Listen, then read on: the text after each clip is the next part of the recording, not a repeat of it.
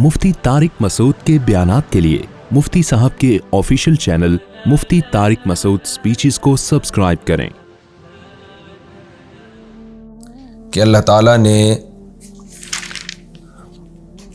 तौहीद का मसला बयान करते हुए फ़रमाया कि अगर इस कायनात में अल्लाह के सिवा भी माबूद होते तो वो अल्लाह से लड़ते, अर्श तक पहुँचने की कोशिश करते। और इससे पहले वाले रुकू में अहकामात थे कि जो लोग आखिरत की कोशिश करते हैं उनकी कोशिश किन किन चीज़ों में होती है, वो कौन कौन से आमाल करते हैं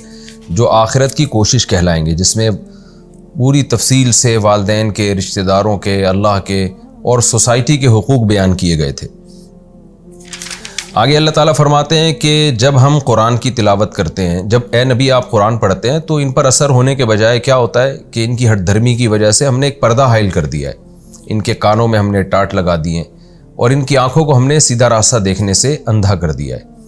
तो इनकी ज़िद और हठधर्मी है जिसकी वजह से हक़ को समझने की सलाहियत ही इनके अंदर ख़त्म हो गई है। और अपने बाप दादा की अंधी तकलीद में अपने बुतों से इतनी मोहब्बत हो गई है कि इज़ा ज़करता रब्बका फ़िल क़ुरआनी वहदा, जब आप अकेले खुदा का जिक्र करते हैं ना कुरान में, तो वल्लऊ अला अदबारिहिम नुफूरा, तो नफ़रत से पीठ फेरते हुए भागते हैं। ये इनको अकेले खुदा का तस्करा ही पसंद नहीं है। आज भी जो मुशरिक लोग हैं ना, आप देखें उनकी तकरीरों में, उनके बयानात में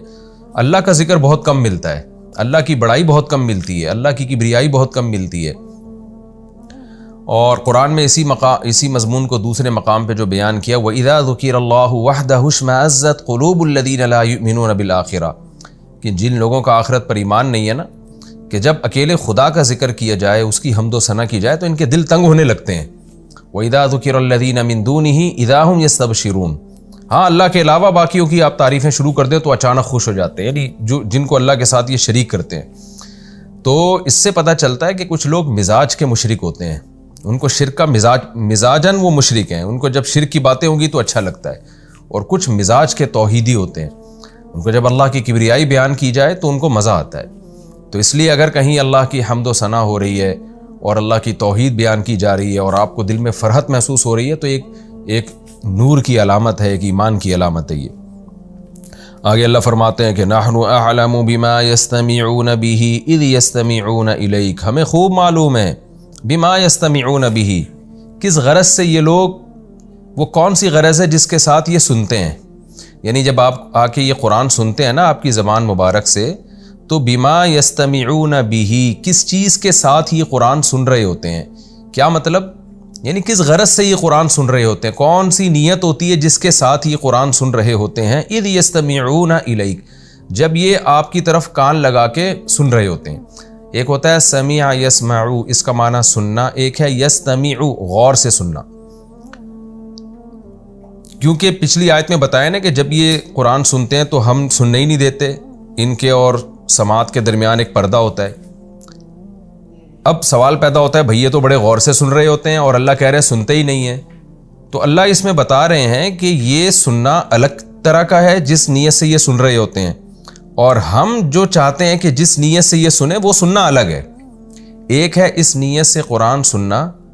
कि मुझे हिदायत मिले, मुझे सीधा रास्ता मिले, कहीं भी हक बात मिलेगी मैं उसको फॉलो करूँगा। ये वाला जो सुनना है, इस सुनने में और कुरान के दरमियान हम पर्दा डाल देते हैं, ये नहीं सुन पाते ये। और एक सुनना है फसाद की नीयत से सुनना। गरज क्या है कि तलाश करो कहीं भी इनको इनके ख्याल के मुताबिक कुरान में कोई सुकुम नज़र आए या कोई बात तमाशा बनाने का इनको मौका मिले, प्रोपेगेंडे का मौका मिले, तो इस नीयत से ये सुन रहे होते हैं कि कोई ऐसी बात हमें मिले कि हम जाके फिर उसका मजाक उड़ाएं। तो नीयत ही ठीक नहीं होती। इसकी मिसाल ऐसे जैसे जब आपको किसी से नफरत हो जाए ज़ाती तौर पर, तो आप उसकी तकरीरों में बस ऐब तलाश कर रहे होते हैं, या किताबों में, इबारतों में बस आप ऐब तलाश कर रहे होते हैं। हालांकि वो ऐब होता नहीं है, आपको अपनी बदगुमानी और अपने टेढ़ेपन की वजह से, अपने दिमाग में जो आपके फतूर है उसकी वजह से आपको उसमें ऐब नज़र आ रहा होता है, क्योंकि आपको उससे ज़ाती बोझ हो चुका होता है। जब इंसान को किसी से ज़ाती बोझ होता है तो बस उसकी हर चीज़ भी उसको उल्टी लग रही होती है। तो अल्लाह फरमाते हैं नहनु अअलमु बिमा यस्तमिऊन बिही, हम खूब जानते हैं। आलम इसमें तफजील है ना, ज़्यादा जानते हैं, तो उर्दू में इसका तर्जुमा होगा जो प्रॉपर कि हम खूब जानते हैं, हमें बहुत अच्छी तरह मालूम है। बिमा यस्तमिऊन बिही, लिहाजा जहाँ भी ये आलमु का लफ्ज़ आए ना इसमें तफजील के तौर पर, तो आपने उसका यही तर्जुमा करना है کہ ہم خوب جانتے ہیں بما یستمعون بہ، کہ کس غرض سے یہ لوگ قرآن سنتے ہیں، اذ یستمعون الیک، جب یہ آپ کی طرف کان لگا کے قرآن سن رہے ہوتے ہیں، وَإِذْ هُمْ نَجْوَىٰ، اور جب وہ آپس میں سرگوشیاں کر رہے ہوتے ہیں، وہ وقت وہ بھی ہم دیکھ رہے ہوتے ہیں کہ کیا باتیں کر رہے ہیں، ان سرگوشیوں میں یہ کیا کہتے ہیں، اذ یقول الظالمون، جب یہ ظالم لوگ کہتے ہیں، ان تتبعون الا رجلا مسحورا، کیا لوگو تم ایک ایسے شخص کو فالو کر رہے ہو جو مسحور ہے، جس پر جادو کیا گیا ہے، ساحر جادو کرنے والا، مسحور جس پہ جادو کیا جائے۔ انظر اے محمد صلی اللہ علیہ وسلم، انظر دیکھ، کیف ضربوا لک الامثال، تیرے لیے کیسی مثالیں بیان کر رہے ہیں، یعنی وہ شخص بنا دیا جس پہ جادو ہوا ہے۔ مکہ میں نبی صلی اللہ علیہ وسلم جو لوگوں کو کہہ رہے ہیں کہ تیرے رب نے فیصلہ کیا اللہ کی عبادت ہو، ماں باپ کے ساتھ حسن سلوک ہو، ان کے سامنے شفقت اور رحمت سے اپنے بازوؤں کو جھکانا ہے، رشتہ داروں کو ان کا حق دینا ہے، ناپ تول میں کمی نہیں کرنی، اپنے بچوں کو غربت کے خوف سے قتل نہیں کرنا، اور اللہ پہ اعتماد اور توکل کرنا ہے، یتیم کے مال کے قریب نہیں جانا ہے، شرک نہیں کرنا ہے، ایسی چیز کے پیچھے نہیں پڑنا ہے جس کی تمہیں نالج نہ ہو۔ تو یہ ساری باتیں ایک ایسا شخص کر رہا ہے جس پر جادوگروں نے جادو کر دیا ہے۔ تو کیا عجیب بات کر رہے ہیں، کتنے پاکیزہ مضامین ہیں اس قرآن کے، جس پر جادو ہو جائے اس سے تو بولا نہیں جا رہا ہوتا۔ تو قرآن کہتا ہے انظر اے محمد صلی اللہ علیہ وسلم، دیکھیے کیف ضربوا لک الامثال، آپ کے لیے کیسے مثالیں بیان کر رہی ہیں، فضلوا، پس یہ گمراہ ہو گئے، فلا یستطیعون سبیلا، اب یہ سیدھے راستے کی ان میں استطاعت ہی نہیں ہے، الٹی باتیں اور الٹا سوچ کے نا ان میں ہدایت کی صلاحیت ہی ختم ہو گئی ہے۔ وقالو، اور پھر دوسرا اعتراض کیا کرتے ہیں، کیونکہ نبی صلی اللہ علیہ وسلم جتنی بھی باتیں کر رہے تھے نا کہ آخرت کی کوشش کرو، اللہ کو راضی کرو، ایک خدا ہے، ماں باپ کی اطاعت ہے، رشتہ داری جوڑنا ہے، اور یہ سارے احکام، تو بھائی کیوں ان احکام کو فالو کرو؟ اس لیے کہ قیامت کے دن اس کے بارے میں سوال ہوگا، خدا مردوں کو زندہ کر کے پوچھے گا کہ میں نے جو تمہیں زندگی دی تھی اس میں تم نے کیا کیا۔ تو اللہ کہتے ہیں جب یہ باتیں ہوتی ہیں تو یہ کیا کہتے ہیں، قالو، کہتے ہیں اذا کنا عظاما، جب ہم ہو جائیں گے ہڈیاں، ورفاتن، اور چورا چورا، جب قبر میں ہمارے ذرہ ہو جائیں گے، انا لمبعوثون خلقا جدیدا، تو کیا ہم نئی تخلیق میں دوبارہ زندہ کیے جائیں گے؟ ایسا کیسے ہو سکتا ہے بھائی؟ دوبارہ پیدا ہونا ہوتا تو باڈی تو سلامت ہوتی نا کم از کم، تو بالکل ختم ہو جاتے ہیں، کچھ لوگ جل کے ہلاک ہو جاتے ہیں، کچھ دریا میں ڈوب کے ذرے بکھر جاتے ہیں ان کے، ختم، تو کیسے ہم دوبارہ زندہ ہوں گے؟ قل، اے نبی ان سے کہہ دیجئے، کونوا حجارتا او حدیدا، تمہیں یہ اشکال ہو رہا ہے نا کہ تم مر کے مٹی ہو کے ختم، تم مٹی کے بجائے پتھر بن جاؤ یا لوہا بن جاؤ، کیونکہ انسان ایک دفعہ جو انسان تھا نا مر کے، اس میں تو پھر بھی چانس ہے کہ یہ عمل ریورس ہو کے انسان بن جائے۔ لوہے کو کبھی کسی نے زندہ ہوتے ہوئے نہیں دیکھا، پتھر میں کبھی کسی نے جان پڑتے ہوئے نہیں دیکھی، تو اللہ کہتے ہیں ایسی چیز بن جاؤ، پتھر بن جاؤ یا لوہا بن جاؤ، جس خدا نے پیدا کرنا ہے نا وہ لوہا بنا کے بھی تمہیں پیدا کر دے گا۔ انسان کے اختیار میں نہیں ہے کہ وہ پتھر یا لوہا بن جائے، یہ ایک مثال ہے، سمجھایا جا رہا ہے کہ جس خدا کی طرف تم یہ نسبت کر کے کہہ رہے ہو کہ وہ کیسے زندہ کرے گا، تو وہ خدا تمہیں لوہا بنا کے بھی زندہ کر سکتا ہے، وہ پتھر میں بھی جان ڈال سکتا ہے، تو تم ٹرائی کر کے دیکھو کہ تم پتھر بنو یا لوہا بنو، او خلقا مما یکبر فی صدورکم، یا ایسی مخلوق بن جاؤ جو تمہارے دلوں میں اس سے بھی بڑی کوئی چیز ہو، یعنی جس کا پیدا کرنا اور زیادہ ناممکن ہو، ایسی چیز بن جاؤ کہ جس کے بارے میں تمہارا خیال ہو کہ لوہے میں پھر بھی کوئی چیز تو ہوتی ہے نا، جان پڑنے کا کے لیے کوئی جگہ ہوتی ہے، یا پتھر میں بھی، اور اس سے پلاسٹک بن جاؤ، کوئی بھی ایسی چیز بن جاؤ کہ جس کے بارے میں تمہارا خیال ہو کہ یہ تو زندہ ہو ہی نہیں سکتی، وہ بھی بن جاؤ گے۔ تو پھر جب اے نبی آپ ان سے کہیں گے نا کہ اچھا ہم پتھر بن جائیں، لوہا بن جائیں، تو بھی دوبارہ اللہ زندہ کر سکتا ہے، تو فوراً یہ کہیں گے فَسَيَقُولُونَ مَن يُعِيدُنَا، تو عنقریب یہ فوراً جواب میں کہیں گے مَن يُعِيدُنَا، بھائی ہم پتھر بن گئے، لوہا بن گئے، یا اور عجیب سی مخلوق بن گئے، تو کون زندہ کر سکتا ہے؟ قُلِ الَّذِي فَطَرَكُمْ أَوَّلَ مَرَّةٍ، کہہ دیجئے کہ وہ پیدا کرے گا جس نے پہلی مرتبہ پیدا کیا، پہلے مرتبہ میں تو نہ پتھر تھے، نہ لوہا تھے، نہ مٹی تھے، اپنی قدرت سے اس نے ایک جرثومہ بنایا خوراک کے ذریعے، اور ماں کے رحم میں اس نے انسان بنا کے دنیا میں باہر لے آیا۔ اس چیز کو دیکھو جس سے وہ منی کا قطرہ بنایا گیا، اور پھر ماں کے پیٹ میں مختلف مراحل میں لے جا کے کیسے انسان بنایا گیا، تو جو اس طرح سے پیدا کر سکتا ہے وہ پتھر لوہے کو بھی دوبارہ پیدا کر سکتا ہے. تم تو پتھر لوہا بھی نہیں بنتے, تم تو مٹی میں تبدیل ہو جاتے ہو, اور پہلی مرتبہ اللہ نے انسان کو مٹی ہی سے بنایا ہے. آپ قرآن کے کانفیڈنس کو دیکھیے, نبی صلی اللہ علیہ وسلم کے کانفیڈنس کو دیکھیے. ایک طرف وہ مذاق اڑائے جا رہے ہیں کہ بھلا ہم جب ہڈیاں ہو گئے اور چورا چورا ذرہ ذرہ ہو گئے تو زندہ کیسے ہوں گے. اس کے جواب میں ہمارے نبی صلی اللہ علیہ وسلم یہ کہہ سکتے تھے کہ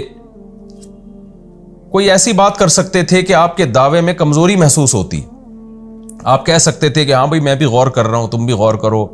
پھر یہ ہوتا ہے کہ بعض لوگوں کی جسم سلامت نہیں رہتا, جسم سلامت رہتا ہے, بعض دفعہ یہ ہوتا ہے کہ ریڑھ کی ہڈی سلامت رہتی. کوئی بھی, جیسے ہم جب کسی چیز میں پھنس جاتے ہیں تو تھوڑا سا ہمارے دعووں میں لچک پیدا ہوتی ہے. لیکن آپ صلی اللہ علیہ وسلم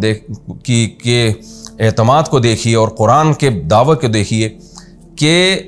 وہ مذاق اڑائے جا رہے ہیں اور کہہ رہے ہیں کہ ہم جب چورا چورا ہو جائیں گے تو کون پیدا کرے گا. اللہ نے کہا کہ تم پتھر یا لوہا بن جاؤ.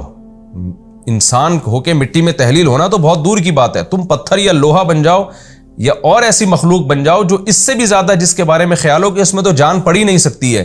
لیکن وہی ذات زندہ کرے گی جس نے پہلی مرتبہ پیدا کیا. پہلی مرتبہ تو نہ پتھر تھے, نہ لوہا تھے, نہ مٹی تھے, کچھ بھی نہیں تھے. کیسے اس نے بنا کے تمہیں انسان بنا کے کھڑا کر دیا. فَسَيُنْغِضُونَ إِلَيْكَ رُؤُوسَهُمْ, تو یہ سر ہلاتے ہوئے آپ سے کہیں گے, یعنی مذاق کریں گے وہ کہ ہم مذاق اڑا رہے ہیں اور آپ اپنے دعوے میں اور مضبوط ہوتے چلے جا رہے ہیں. تو پھر ان کے پاس ایک ہی چیز میں, جب یہ اس جواب سے عاجز ہو جائیں گے نا, الذی فطرکم اول مرہ, کہ وہ پیدا کرے گا جس نے پہلی دفعہ پیدا کیا. اب یہاں مشرکین خاموش ہو جاتے تھے. یہ ایک بڑا زبردست سوال تھا نا یہ, کہ پہلی مرتبہ کیسے پیدا ہو گئے بھائی. اس وقت ڈارون جیسا بے وقوف اور احمق پیدا نہیں ہوا تھا جس نے ایک فضول قسم کی جو تھیوری گڑی ہے جس کا نہ سر نہ پیر کے کروڑوں اربوں سال میں یہ انسان وجود میں آیا ہے. اگر آپ رات کی تنہائیوں میں بیٹھ کے غور کرو نا, خدا کی قسم لا الہ الا اللہ, اس سے بڑا جھوٹ اور اس سے زیادہ مضحکہ خیز کوئی دعویٰ نہیں ہو سکتا کہ ارتقاء کے نتیجے میں انسان کو مانا جائے کہ یہ کروڑوں اربوں سال میں ایک سیل بنا اور سیل ترقی کرتے کرتے یہاں تک پہنچا.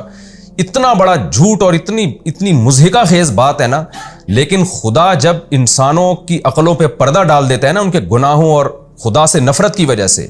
کیونکہ جب آپ کو خدا سے نفرت ہوگی نا تو پھر نفرت کے نتیجے میں آپ نے گڑھنا ہے. خدا کو تو آپ نے ماننا نہیں ہے, تو کچھ نہ کچھ فلسفہ آپ نے گڑھنا ہے.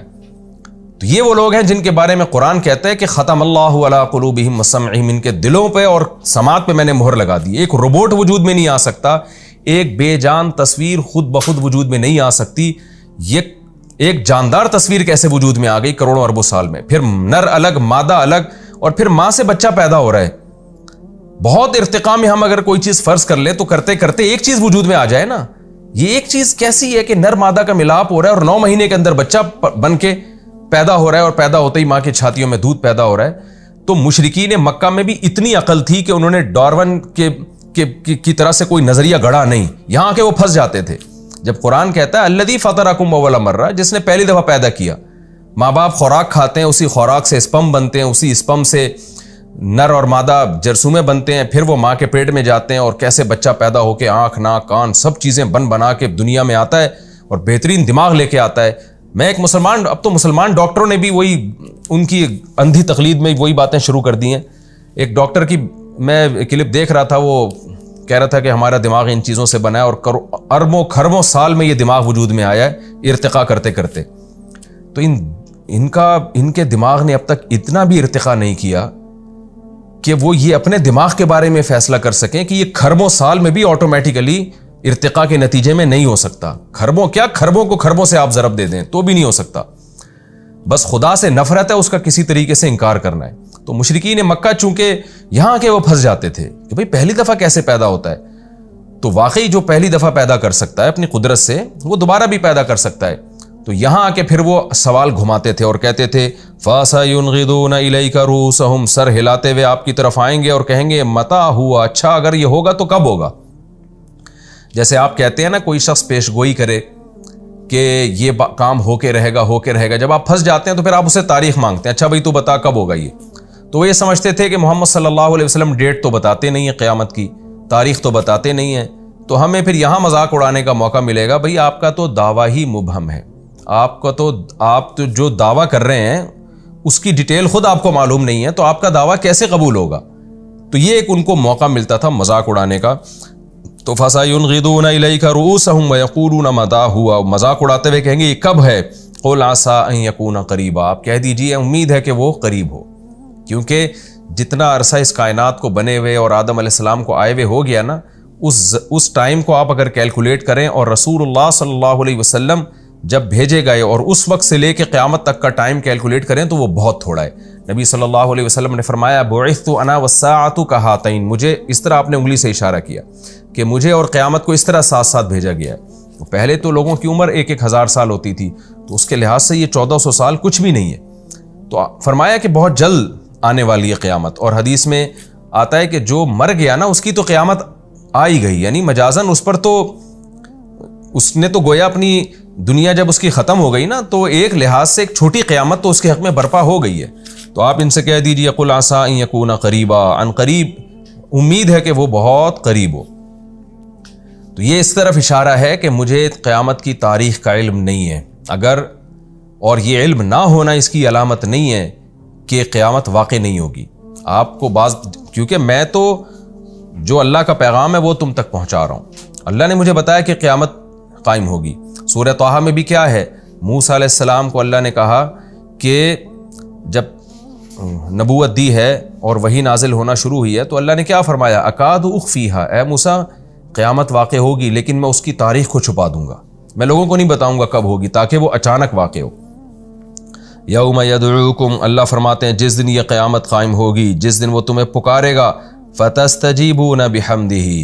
آج تو تم اعتراض کر رہے ہو کیسے زندہ ہوں گے، لیکن تم سب اس کی آواز پر اس کی حمد و ثنا کے ساتھ لبیک کہتے ہوئے قبروں سے اٹھو گے. اس کی پکار پر لبیک، وہ اللہ کہے گا آ جاؤ سارے میدان حشر میں، سب یک لخت جان پڑے گی سب میں، مردوں میں، اور زندہ ہو کے اللہ کے سامنے پیش ہونا شروع ہوں گے اور اللہ کی حمد و ثنا کرتے ہوئے.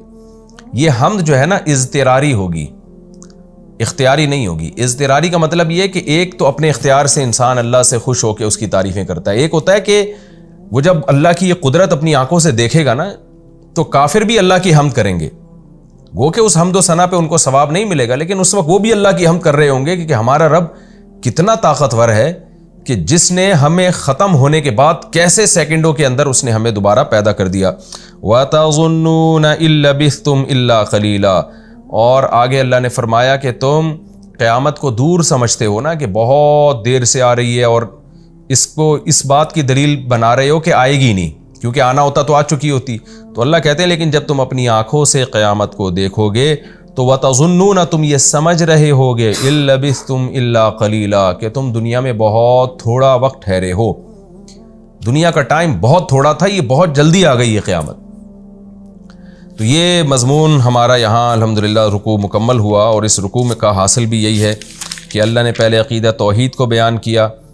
اور بتایا کہ ہم اس قرآن میں بار بار اپنی آیات کو پھیر پھیر کے پلٹ کے بیان کرتے ہیں تاکہ لوگوں کو نصیحت حاصل ہو. لیکن جو بدبخت لوگ ہیں نصیحت حاصل کرنے کے بجائے ان کے دلوں میں قرآن سے نفرت کم ہونے کے بجائے بڑھتی چلی جا رہی ہے. پھر اللہ نے نبی صلی اللہ علیہ وسلم اور اہل ایمان کو تسلی دی کہ ان لوگوں پہ قرآن کا اثر کیوں نہیں ہوتا،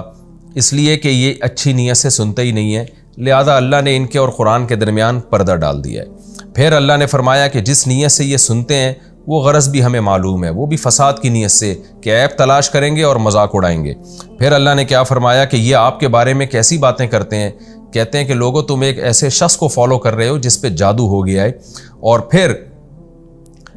آپ کے اس دعوے کا بھی مذاق اڑاتے ہیں کہ آپ جو کہتے ہیں کہ موت کے بعد دوبارہ زندگی ہے، تو کہتے ہیں ہم جب ہڈیاں ہو گئے تو کہاں سے زندہ ہوں گے. تو اللہ نے بتایا کہ تم پتھر بن جاؤ، لوہا بن جاؤ، اور کچھ بھی بن جاؤ، اللہ دوبارہ زندہ کر دے گا. تو پھر مذاق اڑاتے ہوئے کہتے ہیں اچھا کب زندہ کرے گا، کہ کون زندہ کرے گا، یعنی ہم پتھر بن گئے تو پھر کون زندہ کرے گا. تو کہہ دیجئے کہ وہی جس نے پہلی دفعہ پیدا کیا. اب یہاں جب یہ پھنسیں گے تو فوراً سوال کہیں گے اچھا پھر اس کی ڈیٹ بتائیں. تو آپ ان سے کہہ دیجئے کہ مجھے تاریخ معلوم نہیں ہے، میں اسی علم کو پھیلانے کا مکلف ہوں جو علم اللہ نے مجھے دیا. اتنی بات میں ضرور جانتا ہوں کہ جس دن وہ تمہیں زندہ کرے گا تو تمہیں لگے گا کہ یہ گویا وقت سے پہلے آ گئی ہے، ہم دنیا میں بہت تھوڑا رہے ہیں، گویا ہمیں دنیا میں رہنے کا ٹائم دیا ہی نہیں گیا.